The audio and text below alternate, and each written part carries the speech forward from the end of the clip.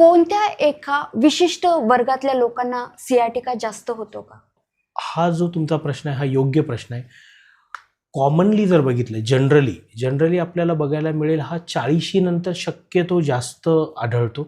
But असं नाही की मग यंग पॉप्युलेशनमध्ये ते नाही आहेत.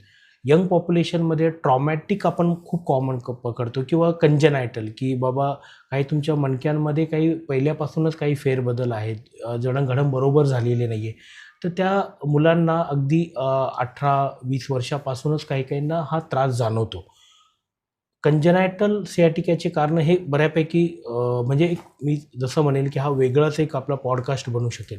आपण कॉमन जो आहे की वर्किंग क्लास, त्यातल्या त्यात ओके. वर्किंग क्लास म्हणजे काय 30-40s नंतर हा त्रास होऊ शकतो. याचे कारणं जर जाणून घ्यायचं असेल तर जनरली काही आपण ऑकवर्ड पोझिशनमध्ये खूप बसतोय, अचानकपणे काही आपण वजन उचललं आहे.